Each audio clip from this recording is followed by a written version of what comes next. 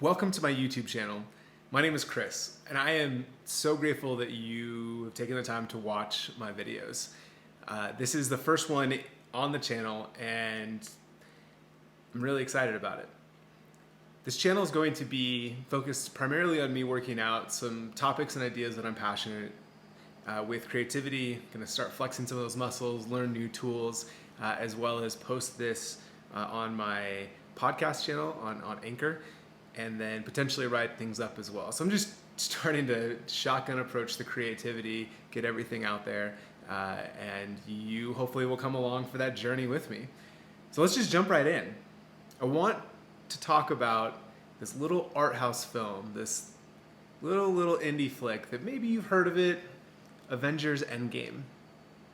It's now sitting at number 2 in the all-time box office behind Avatar, which I really hope it overtakes it. I saw Avengers Endgame a few weeks ago on opening night with one of my best friends, Aaron. We go to all of the superhero movies together, and we have for the past few years. And Aaron and I spend hours after each movie, to the annoyance of our wives probably, breaking down the narratives and the structures and what we loved and what we hated, what we would have done differently, predicting the future. By the way, I had a killer prediction on my Medium blog about this movie. It was right. Finally just needed to say that I told y'all. This movie hit me in ways I didn't expect. I love superheroes. Batman is my all-time favorite superhero. I am giant DC Comics fan. And over the last 11 years, I've really come to love Marvel as well through the Marvel Cinematic Universe. One particular hero has kind of risen to the top in this Marvel cinematic worlds that they've created, and that's Thor. Mostly because Chris Hemsworth is like this jacked dude that I, physique-wise, would be like, yes, that's the goal. And I think most guys that see Chris Hemsworth as Thor are probably thinking that to some extent.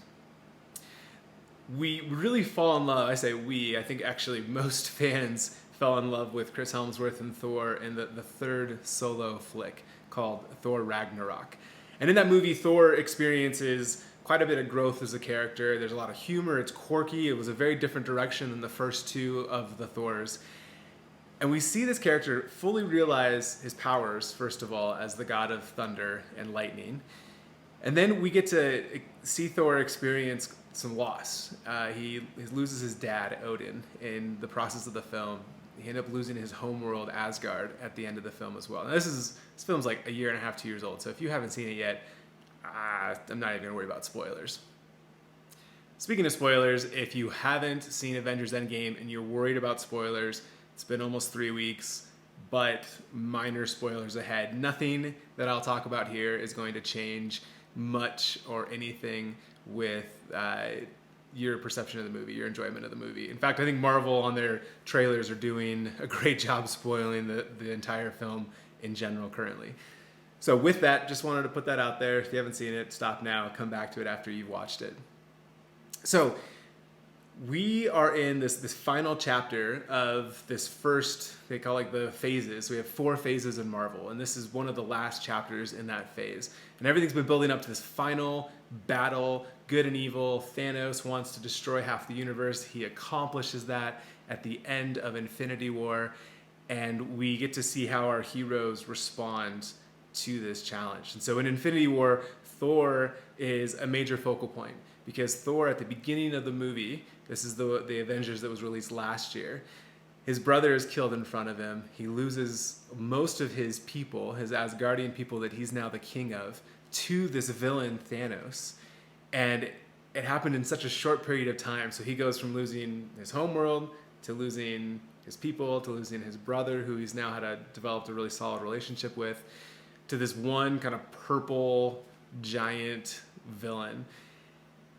And so we see a lot of trauma and loss for Thor very quickly. Now, at the end of Infinity War, he creates this like really badass hammer axe combo called Stormbreaker, which is just kind of a killer name for a weapon in general. And it's supposed to be this like god killer, right? It would be able to hurt Thanos with all of his power that he has now.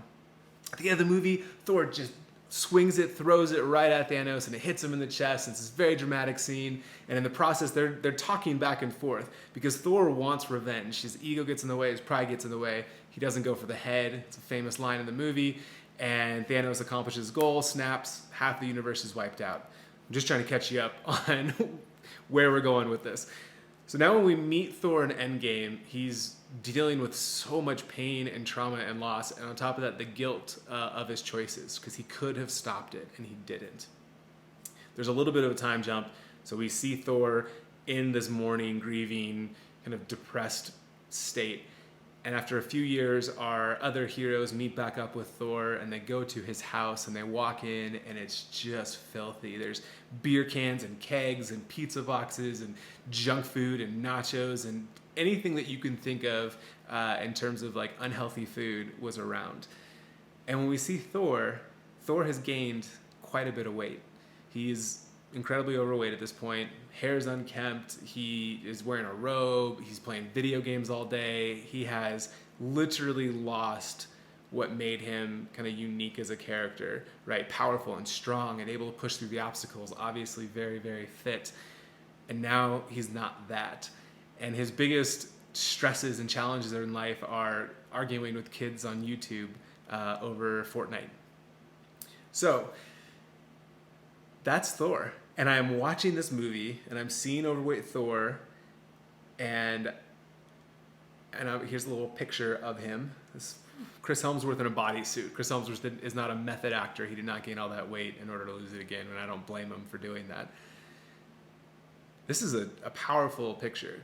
And it's actually a powerful picture of loss, because that is what happened to me. That's how I responded to pain and trauma and suffering in my life in 2011. And I'm going to share this connection, and this is probably going to get way more real and raw than I have ever, and I'm putting this out there on the internet, which is also like a little terrifying. I'm going to share a picture of myself at 350 pounds, around there, that I took in these Target dressing rooms because I wanted to show progress, right? I wanted to like take it at the beginning and then someday be able to take the final pictures of where I felt comfortable with my body and see the change. So I'm watching this movie, I'm sitting, and I see this character, and I've never felt more connected to a fictional hero, a fictional character on a movie screen until that point. Because heroes are supposed to be these archetypes, right? They are originally these forms of characters that push through obstacles, right? When they get beat down, they figure out a way to survive and move through. It's part of the hero's journey. What makes them a hero is how they respond to the pain and trauma and darkness in their lives, to the evil. And the expectation would be that Thor and all these other heroes would respond to the loss that they've experienced with more strength, right? They just power through those obstacles. And yet, there's this character who now is responding in the way that I did. I did that. I was overweight Thor when things fell apart. I turned to food and soda and especially sugar, just anything sugary in general, and video games to escape my reality of what happened. It was powerful to see. It was frustrating a little bit during the movie. They were making comments and jokes about his weight, which would have devastated me. And it was interesting to see how they decided to maintain Thor's character arc in that movie. So a little bit of my story, a little bit of where we're going with this. I had experienced some pretty unique and, I mean, not that unique to me situations of just domestic abuse and divorce and loss. I lost my job. Like, all these things happened very, very quickly. In about 2011, so I was 24 when this happened, and it's right before Christmas time. It's kind of November. Everything just falls apart. My response is not to pick myself up by my bootstraps, which is just like a terrible analogy and image anyway. My response wasn't just to get more strength and push through. I was a little bit chubby at the time. I was probably like 220, and I gained 130 pounds. I went all the way up to 350 in about a 7-month period. This is a picture of me at 350, which is just, it's crazy. And there's actually, there's a few that I'll cycle through here. That's a lot of weight. It's a lot of weight to gain quickly. I was fairly athletic in high school and in college, loved playing sports. I was never like super cut and lean and defined, but I wasn't overweight or chubby either. And so to go from that to severely overweight, where doctors are telling me I'm morbidly obese, was kind of a shock. And my response to the doctors was, well, I just have a lot of muscle. I just, whatever. That's like, I got thick legs and bones, and no, I can't, that's not me. But it was. I had gained 130 pounds in a very short amount of time. My response to all the things that had happened was not to gather more strength and push through. It was to succumb and to escape. I did everything I could to escape from pain. And so to see a character that is the god of thunder and lightning respond the same way, it meant so much to me. Because Thor is clearly suffering from traumatic events. He's suffering from PTSD and loss, and he's grieving. And the subtle undercurrent of that he's not okay, he's not healthy, and the desire of his friends is to try to get him, to snap him out of it, call down lightning and thunder and put your armor on and you'll be ripped again. And that wasn't the case either. At the end of the movie, again, not spoiling anything here, because the trailers show this, but Thor doesn't lose all that weight. And that was a point of frustration initially for myself as I'm talking with Aaron after the movie. We're sitting on my front porch just discussing the whole thing. And I was like, I wish that we had this like powerful moment with Thor, and he's jacked and he's ripped and so he's overweight, and then he calls down the lightning and thunder, his armor comes on, and boom, he's back. That would have been super sweet. But then I thought more about it. That wasn't my journey. That wasn't my process to health. There was no overnight fixes for me. There was no like tools and calling down godlike powers and changing. It was a brutal process. A few years of that weight, some of it started slowly coming off. I got a job at Apple Retail, and just by walking around, 5 to 10 miles a day throughout the store and the mall, I lost 20 to 30 pounds. And then in 2014, I had kind of another very painful experience happen, and it opened the floodgate of all this repressed pain that I had eaten myself with survival through. And I had nowhere to go. And I started going to counseling and trying to work through it, which helped. And I was so angry and frustrated. And I had all this pent up energy I didn't know what to do with. Have you ever had that energy? It feels like you're just shaking, and where do you go to release that?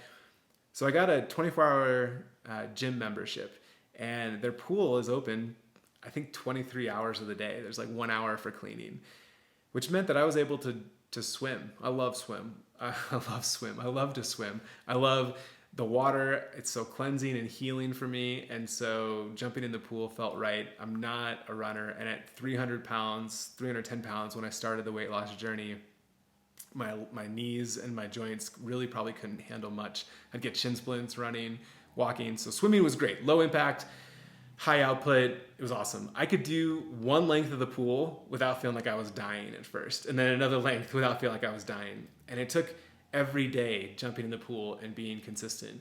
But eventually I started making progress. I gained this inertia, this momentum, and it started changing my diet. I started changing my schedule so that I could work out, so that I could do a few workouts a day. I could do these body weight workouts. I started doing push-ups and pull-ups and sit-ups and lunges, and then swimming, and then trying to go for runs during my hour at lunch for Apple. They give you the 1 hour, and so I'd take 50 minutes to go out and run, come back, clean myself off in the bathroom with paper towels and water, and put some more deodorant on, and then wolf down like one of those Amy's frozen meals and go back on the floor. And eventually I lost it. And overall, I've lost 150 pounds now. And that took years to do. It took about 1.5 years total to get down to a normal, healthy weight. And there's still some goals I'd like to reach. Like, I don't need to look like Thor, but I definitely am, working towards more of a just functionally strong physique.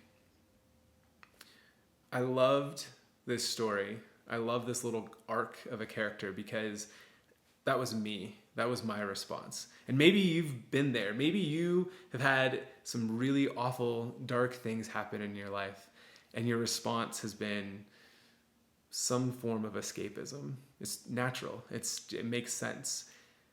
My hope is that if that's the case, that you would find health and find ways to get out of it. And my story is like, I'm pretty fortunate. I'm a guy, which means I'm able to burn weight a little bit quicker based on what I've read. I was 25, 26, and 27 when I'm starting this process, 26 and 27 when I'm doing this journey. So I'm not that far out of like physical peak for the average human male. And I didn't have any big genetic disorders that kept me from losing weight. I didn't have any sort of thyroid issues. Like I was relatively healthy other than these awful eating habits that, I gained 150 pounds with. Essentially, I was very lucky on top of the hard work I did. So I acknowledge that not everybody is going to be able to do that. And I just wanted to make that point because I think sometimes when we talk about weight loss or people share their stories, there's like this implicit, like anybody can do it. And I think anybody can work hard and be healthy and try for sure. I don't think that's impossible for people, but the results that, will vary quite a bit. I'm very proud of the weight loss, but it's also more of a reminder than anything of what I've gone through. And so the number, however much it is and will be when I'm kind of at my ideal goal, is pretty relevant to the fact that I didn't do it overnight. I did respond to pain and trauma with a very unhealthy response initially, and it took a long time to get out of that. And so, I just wanted to share this story because there were some jokes made online about what they were calling Fat Thor, which is kind of jacked up. If somebody had called me Fat Chris at that time, I would have been devastated. And so I'm able to see this story on the screen, connect to it, and I hope that you're able to connect to it as well. That's the first vlog. I'm sure there's more to say about all of this. There's not really like an action item. I think some vlogs are really good about inviting you and challenging you to be part of this, and maybe I'll do that at some point. But right now, I just wanted to share a story, like a very intimate, raw story, and it all started with a comic book character on a screen. Thanks for watching this first video. I'm really excited. If you enjoyed this at all, please like and subscribe. I don't want to be that guy because it's always weird when people do that on the YouTube channels, but when you're starting off, anything helps. If you have a story about weight loss, you're going through it, let me know in the comments. Let me know on Twitter at Chris Puckett. I'd love to chat with you about it because there are so many things I learned in the process. And if you're struggling with where to start and how to begin and where do you go, I'd love to talk to you more about it. In the meantime, I hope you have an awesome rest of your day and look for more videos coming this week and next week and the coming weeks. I'm going to try to do 1 or 2 a week. I think that's probably a healthy cadence for me. I'm sure that all of the advice for YouTube channels is to do a video a day and constantly be out there, and I don't know if that's super healthy yet for me, so we're just going to work on a few a week and call it good at that. Thank you so much for watching. Hope you have an awesome day.